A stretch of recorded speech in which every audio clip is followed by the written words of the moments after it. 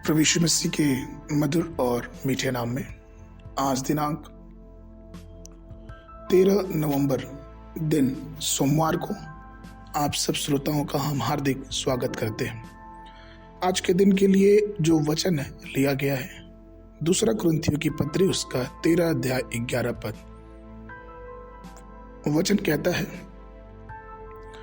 निदान है भाइयों, आनंदित रहो, सिद्ध बनते जाओ, ढाढ़स रखो, एक ही मन रखो, मेल से रहो और प्रेम और शांति का दाता परमेश्वर तुम्हारे साथ होगा। प्रियों, शांति शैतान और इस दुनिया के अस्थाई सुखों से नष्ट हो जाती है। प्रभु जो हमें शांति का देने वाला है, उन्होंने शैतान के सिर को कुचला है और उस मृत्यु पे उसने जयवंत हुआ है और क्रूस की मृत्यु को जीत लिया है। धर्मशास्त्र 1 कुरिन्थियों 14 के 33 में इस प्रकार से कहता है, क्योंकि परमेश्वर गड़बड़ी का नहीं परंतु शांति का करता है, जैसा पवित्र लोगों की सब कलीसियाओं में है। हमें और आपको सुनिश्चित करना चाहिए कि शैतान हमारे जीवनों में पैर न जमाने पाए और अपने परिवारों में शांति बनाए रखना चाहिए। कड़वाहट, फूट, क्षमा न करने वाला रवैया, ये सब चीजें हमारे जीवनों में, परिवारों में शैतान को दावत देते हैं। यशायाह 48 के 22 वचन कहता है, दुष्टों को शांति नहीं, यहोवा का ये वचन है।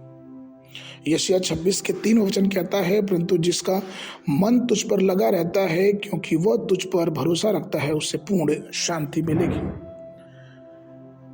परिवार में मन की एकता रहने से शैतान का सामना हम आसानी से कर सकते हैं। हमने ये सब कहानियां पढ़ी होंगी कि किस प्रकार से जब 4 बैल एक साथ थे तो जंगल का राजा शेर उन पे आक्रमण नहीं कर पा रहा था, लेकिन जैसे ही वो चारों बैलों में फूट हुई, शेर ने एक एक करके सारे बैलों को मार दिया। भजन 133 1 और 3 पद कहता है कि देखिए क्या भली और मनोहर बात है कि भाई लोग आपस में मिले रहें। वह हेम्रोन के उस ओस के समान है जो सिय्योन की पहाड़ों पर गिरती है। यहोवा ने तो वही सदा के जीवन की आशीष ठहराई है। प्रियों, हम अनंत आशीष के लिए परमेश्वर के वचन में पढ़ते हैं। आप हमेशा इस बात को ध्यान रखें कि हम एक छड़ी को आसानी से तोड़ सकते हैं, लेकिन जब 10 या 12 छड़ियां एक साथ बंधी हुई हो तो हमें उसको तोड़ने में बहुत मुसीबत का सामना करना पड़ेगा।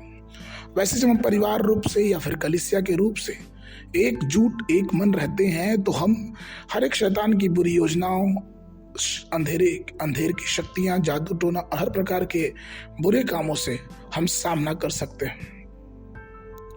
प्रेरितों के काम की पुस्तक में हम पढ़ते हैं कि जब एक मन होके ऊपरी कोठरी में 120 लोग प्रभु से प्रार्थना कर रहे थे तो प्रभु की आत्मा बहुत सामर्थ्य से वहां उतरी।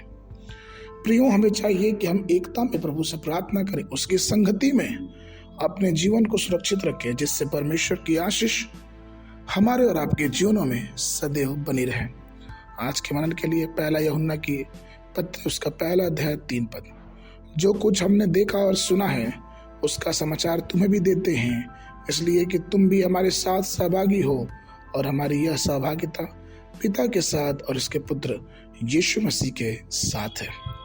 बाइबल अध्ययन के लिए सुबह के समय विलाप गीत 1 और 2 अध्याय, शाम के समय इब्रानियों की पुस्तक उसका 10 अध्याय 1 पद से लेके 18 पद तक।